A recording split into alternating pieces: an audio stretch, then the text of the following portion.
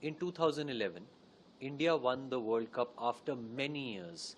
And for an entire generation, including myself, that was a breakthrough moment. That was a moment of deliverance, of course, because every 4 years, the childhood memory was India will win the World Cup and will not end up winning. But finally, we won. So, an entire generation had validation and collective euphoria like you've never seen before. The very next year, Unmukt in Australia scores a flamboyant century in the final and wins the World Cup, the Under 19 World Cup. Immediately, overnight, he becomes a media sensation. The next big thing in cricket, comparing him to Virat Kohli, etc. And as a cricket fan, you're like, okay, he's the next rising superstar, charming looking young boy, he's going to go on and rule the cricket. What happens next? A few years later, I clearly remember I looked at my phone and there was a notification, Unmukt Chand retires from Indian cricket. Got me thinking, such a bright, prodigious talent, what happened? I reached out to him. Then I followed the entire journey and I realized that there's a story and there's a story beyond cricket. Because exceptional, once in a generation talent, not all of us can relate to. What we can relate to is things not going how we had planned.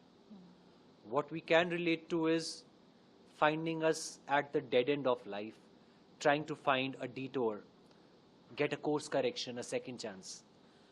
And I think that's what Unmukt's journey in the second stage of his career represents. Like I've said before, this is the story of broken dreams and second chances. And it transcends cricket, it transcends sports. It resonates to you at an emotional and a personal level. Very different experience for me personally. I play cricket, I've always played cricket. I've always I was speaking to Raghav before this as well, and going into the first game of a tournament is a different feel altogether, right? So I think similarly it's going to be like going to the premiere of this documentary on Thursday. But yeah, very excited for this. He has put in a lot of hard work for the last 2 years, and obviously it's never easy to sort of follow someone for such a long time, and I really I'm grateful towards him that he has been he has that passion.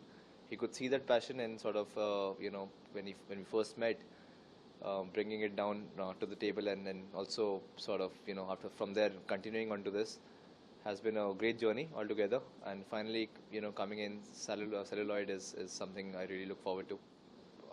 In 2021, I decided to move to America to pursue my cricket. Again, cricket was very new over there. They were talking about Major League Cricket coming to USA, and the World Cup was also supposed to happen in 2024, which it did.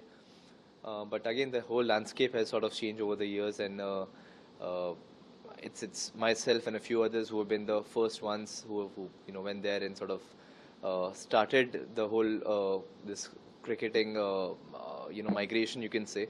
So a lot of players now have moved there from different parts of the world. So again, it's all about growing the sport. I really feel that we have a lot of cricket. It's a different craze in India altogether, but the way it's growing in America and other parts of the world is something which is very important for the future of the sport. And I really look forward that in the next few years, US cricket is also going to be at the top, playing against the top teams, doing well against them. Unmukt and I spent upwards of 2 years on this journey together. I clearly remember it was one early winter afternoon. I called him in the US that Unmukt, I'm in the US and we've been talking about this. Let me come down and meet you. I came down to San Francisco, had lunch with his family. He and I, we spent the entire day. I was hoping we'll do a 1 hour, 2 hour meeting. We ended up spending the entire day together. And that is the foundational stone for documentary filmmaking. The relation between the director and the subject of the documentary is one that is based on mutual trust and a shared common goal. And I think that's something we clicked on very early. Obviously, we both came from Delhi. I used to play cricket like every second child in this country, not at a competitive level, of course, but that love for the sport was equal. So there was that familiar milieu from which we came up. There was that idea of the world that Delhi is, or how cricket functions at the grassroots level. And then his story stood out for me. What followed was at least 6 to 7 trips to the US when he's playing a tournament or when we have to shoot other parts of the story. Him coming to India, shooting those parts as well. And I saw how, for a sports person, some things remain constant, like your dedication to your routine, fitness, etc. But you can see that ahead of a big tournament, somebody's tensed. After a nice run, a nice performance, somebody's relaxed and looking forward to the next selection. It's very human things to see.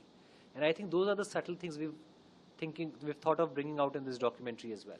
The success of documentaries to a large extent has to be credited to the streaming platforms, not only in India but worldwide. They've made it mainstream, they've made it entertaining. But documentary as an art form, as an entertainment form, should not stop there. Worldwide, you see documentaries releasing in theatres. And I think with his story, set against the backdrop of cricket, with that emotion of following your dream, following a dream where you're not only you as a young cricketer or young sportsman, but as parents, as family, you give it your everything, is a relatable, wide emotion. And when we met our distributors, PVR, they also bought into this idea that this is a story that should resonate widely or can resonate widely. Now, going to theatres, yes, is a gamble, but it's a gamble worth taking. And obviously, it's pretty exciting that it's a theatrical release. We don't see a lot of documentaries in India getting a theatrical release, so it's a big thing for documentaries in itself. Well, I really like the title Unbroken because I feel, see, I'm someone who will always sort of start again, even if things go your way, it doesn't go your way. It's important to start over again. That reset button is important, especially in sports. I feel every day is different, every season is different, and so goes for life as well. But in sport, we see it very quickly happening, and it might be a good one for you. But mostly, I can share from my experiences, you always have more of failures and then lesser of success. But then the whole point of it is you got to keep moving on. You need to be resilient. You need to stay persistent. And there's no way you need to stay unbroken basically to make sure that you keep following your path, you keep pursuing success. My job is to play cricket in the best possible way of doing it.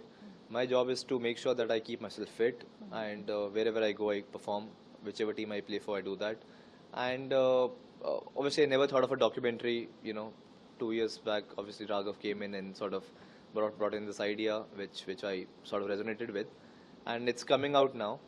But again, I look at it from a very cricketer's point of view angle. And again, if my journey coming on celluloid makes a difference in terms of people not giving up on their dreams, sticking to their processes, making sure that they keep working hard, even if life throws them off balance, then I think it's a success for me in itself.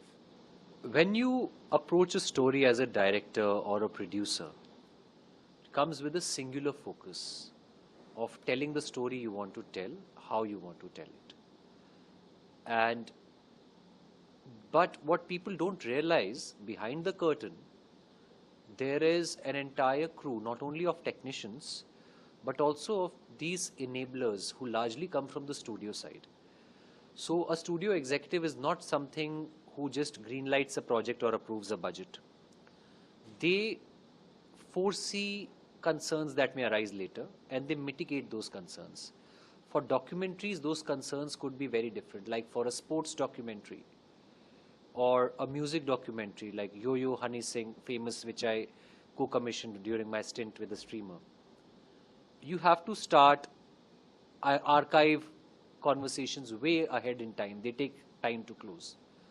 Talent relations, onboarding the talent, that's something, first thing you start with. Now you compare it to something like The Hunt for Virappan or Mumbai Mafia, again, two contrastingly different titles I worked on.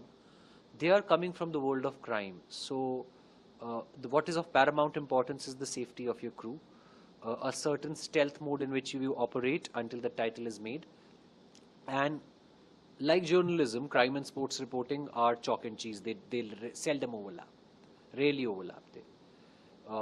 But when you work as a director or a producer, once you've locked your subject, once you've locked your genre, obviously you will pay attention to the nuances, but your role as a storyteller doesn't change. Your idea is you tell a story in the most compelling manner, reach out to as far wide an audience as possible, and it should have that singular signature that every storyteller, every author has. So those are the few things. Then